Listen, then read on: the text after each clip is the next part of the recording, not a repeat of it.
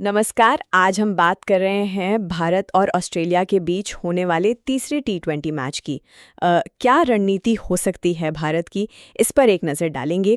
हमारे पास कुछ विश्लेषण है जो पिछला मैच हारने के बाद टीम इंडिया क्या बेहतर कर सकती है, उस पर फोकस करते हैं। नमस्ते। बिल्कुल, दूसरा मैच हारने के बाद ये वाला मैच सीरीज में बराबरी के लिए भारत के लिहाज से बहुत ही अहम हो गया है।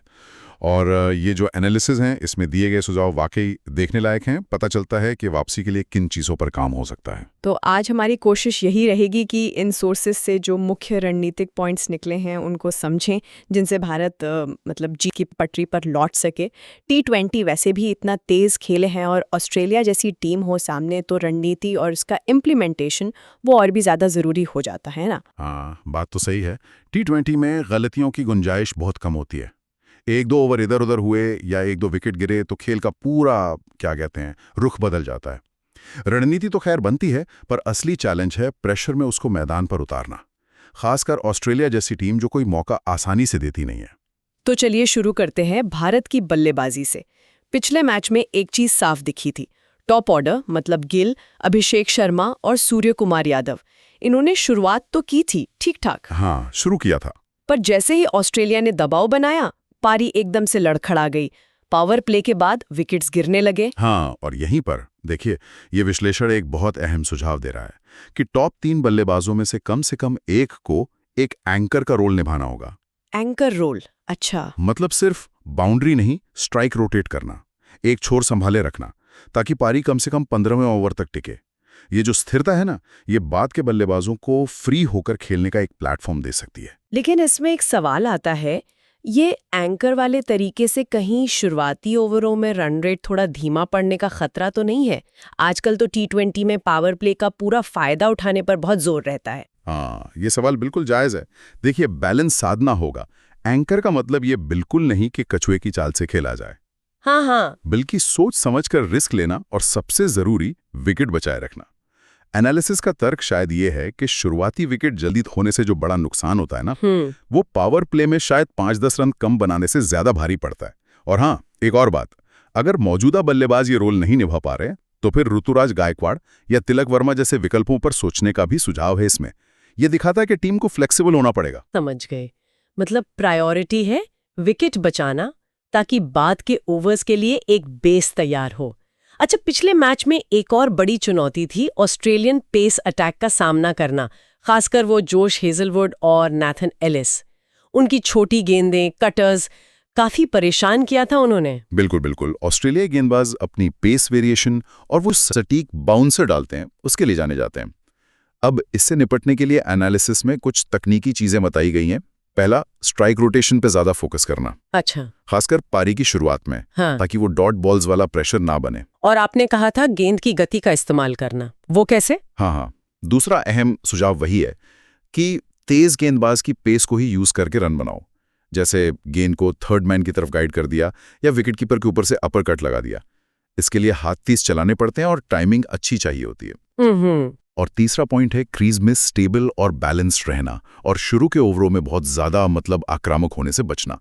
गेंदबाज को सेट होने का या हावी होने का मौका नहीं देना है। यानी संभल कर शुरू करना, विकेट हाथ में रखना और बॉलर की पेस को ही अपना हथियार बनाना। ये सुनने में तो बिल्कुल ठीक लगता है, पर प्रेशर में इसे करना कितना मुश्किल होता होगा। ये बहुत मुश्किल, बहुत ज्यादा। यहीं पर तो तकनीक के साथ साथ वो मेंटल स्ट्रेंथ की परीक्षा होती है। गेंदबाज लगातार आपको उकसाएगा, दबाव बनाएगा, पर बल्लेबाज को अपने प्लान पर टिके रहना होता है। एक सेट बल्लेबाज ही बाद में रन रेट की भरपाई कर सकता है। अच्छा, एक और मुद्दा जो विश्लेषण में उठा है वो है मिडिल ओवर्स में रन गति का धीमा पड़ जाना।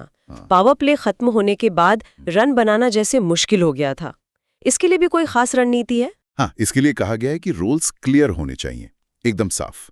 सुझाव यह है कि सूर्य कुमार यादव या रिंकू सिंह जैसे किसी विस्फोटक बल्लेबाज को खास जिम्मेदारी दी जाए कि भाई आपको 10वें से 15वें ओवर के बीच में रन गति तेज करनी है। अच्छा, वो स्लॉग ओवर से पहले वाला फेज। बिल्कुल, ये वो फेज होता है जब अक्सर स्पिनर्स आते हैं, रन रोकते हैं। यहीं पर मैच का मोमेंटम शिफ्ट किया जा सकता है। और फिर फिनिशिंग का काम? उसके लिए कौन? उसके लिए शिवम दुबे जैसे किसी पावर हिटर का जिक्र है, जिन्हें शायद आखिरी 4 ओवरों के लिए बचा कर रखा जाए। उनका रोल एकदम क्लियर होगा। डेथ ओवर्स में आओ और तेजी से रन बनाओ।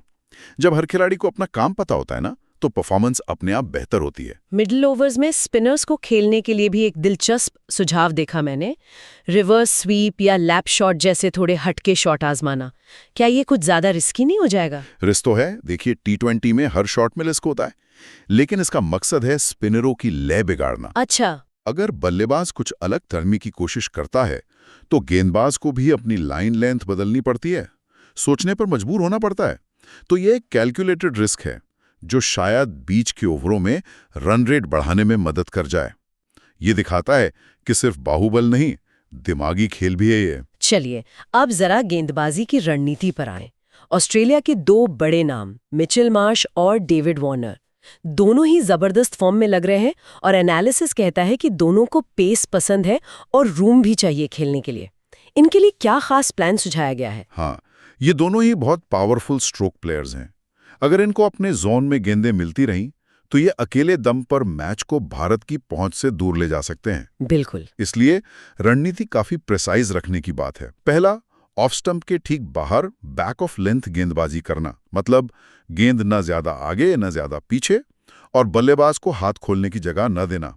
इसके साथ ही ऑफ साइड की फील्डिंग टाइट रखना। और पेस में वेरिएशन, जैसे धीमी गेंदें या कटर्स? बिल्कुल, धीमी बाउंसर और खासकर लेग कटर का इस्तेमाल करने का सुझाव है, क्योंकि मार्श और वार्नर दोनों तेज गति पसंद करते हैं, तो पेस में अचानक कमी उन्हें चकमा दे सकती है। और लेग कटर मतलब वो गेंद जो टप्पा खाकर अंदर आती है, वो भी उनके लिए मुश्किल पैदा कर सकती है। फंडा ये है कि उन्हें बंधा हुआ महसूस कराया जाए। इसमें एक और पॉइंट जोड़ा गया है कि अगर पिच से थोड़ी भी मदद मिल रही हो तो पावर प्ले में ही स्पिनर को ले आना, जैसे अक्षर पटेल या चहल।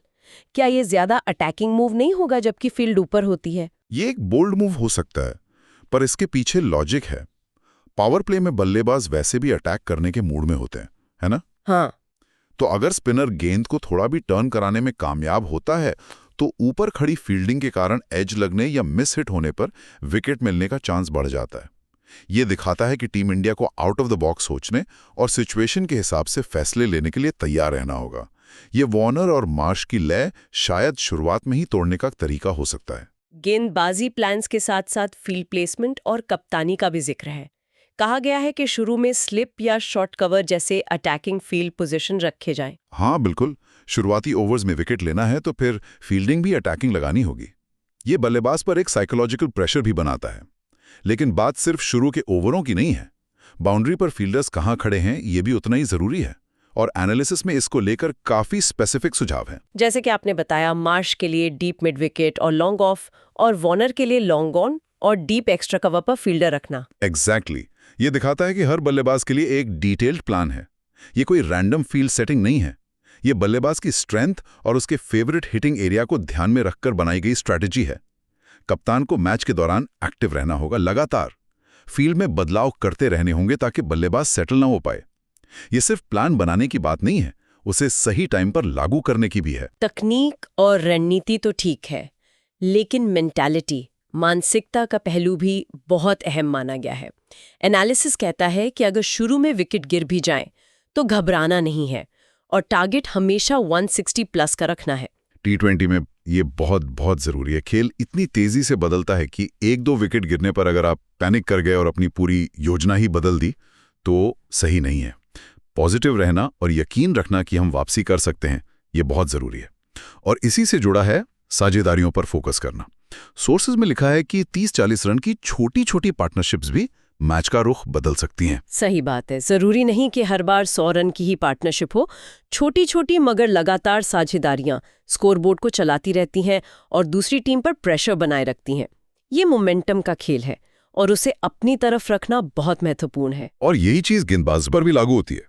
अगर एक एंड से प्रेशर बन रहा है तो दूसरे एंड के बॉलर को उसका फायदा उठाना चाहिए। लगातार 2-3 अच्छे ओवर निकल गए तो विपक्षी टीम अपने आप बैकफुट पर चली जाती है। आखिर में कुछ और छोटे लेकिन काम के टैक्टिकल सुझाव भी हैं, जैसे अगर पिच फ्रेश हो तो शायद पहले गेंदबाजी चुनना बेहतर हो, क्योंकि रात के मैच में बाद में ओस आ सकती है। हाँ, ड्यू फैक्टर। हाँ, जिससे गेंदबाजों को ग्रिप करने में मुश्किल होती है। हाँ, ये तो खासकर भारतीय मैदानों पर एक जानी मानी रणनीति है। इसके अलावा पावर प्ले के ओवर्स का आक्रामक इस्तेमाल, न सिर्फ बैटिंग में बल्कि बॉलिंग में भी। टारगेट ये रखना कि पहले 6 ओवरों में कम से कम 2 विकेट निकाल लिए जाएं। ये शुरू में ही ऑस्ट्रेलिया पर दबाव बना देगा। और एक आखिरी पॉइंट, ऑस्ट्रेलिया के जो पार्ट टाइम गेंदबाज हैं जैसे मार्कस स्टोइनिस या ट्रेविस हेड, उनको टारगेट करना। जब भी वो गेंदबाजी करने आए, उनके ओवर्स में कोशिश करनी है कि ज्यादा से ज्यादा रन बटोरे जाए। देखिए, इन सारे सुझावों को अगर एक साथ देखें तो एक बात साफ होती है कि रणनीति कितनी डिटेल्ड, कितनी बारीक हो सकती है। बैटिंग का हर फेज, हर बॉलर के खिलाफ प्लान, फील्डिंग, कप्तानी, मेंटल अप्रोच, टॉस का फैसला, यहां तक कि पार्ट टाइम बॉलर्स को कब अटैक करना है, मतलब हर छोटे बड़े पहलू पर सोचा गया है। ये दिखाता है कि टॉप लेवल क्रिकेट में तैयारी किस लेवल की होती है। तो कुल मिलाकर इस पूरी चर्चा का सार ये है कि टॉप ऑर्डर को स्टेबल होना होगा, पेस बॉलिंग को बेहतर खेलना होगा, मिडिल ओवर्स में रन गति बढ़ानी होगी, मार्श वार्नर जैसे प्लेयर्स के लिए खास बॉलिंग प्लान्स चाहिए, फील्ड प्लेसमेंट सटीक हो और सबसे जरूरी एक मजबूत मानसिकता रखनी होगी। तो इन सब का निचोड़ क्या समझें? निचोड़ ये है कि ये सब अलग-अलग टिप्स नहीं हैं, बल्कि एक चेन की तरह हैं, एक दूसरे से जुड़े हुए हैं। ये सब मिलकर ऑस्ट्रेलिया जैसी एक मजबूत टीम के खिलाफ एक इंटीग्रेटेड, सोची समझी रणनीति बनाते हैं। ये दिखाता है कि जीत के लिए तैयारी कितनी गहरी और मल्टी डायमेंशनल होनी चाहिए। अगर टॉप ऑर्डर स्थिरता देगा, तभी तो मिडिल ऑर्डर खुलकर खेल पाएगा, है ना? हाँ, बिल्कुल। अगर गेंदबाज प्लान के हिसाब से बॉलिंग करेंगे, तभी वो खास फील्ड प्लेसमेंट काम आएगी। सब कुछ एक साथ सही बैठना चाहिए, तभी बात बनती है। बिल्कुल।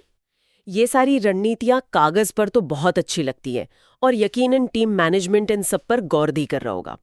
पर यहाँ एक सवाल मन में आता है कि मैच से पहले बनी ये इतनी डिटेल्ड प्लानिंग, मैदान पर उस दिन के परफॉर्मेंस, प्रेशर झेलने की काबिलियत और मैच की जो लाइव बदलती सिचुएशंस होती हैं, उसके सामने कितनी टिक पाती है?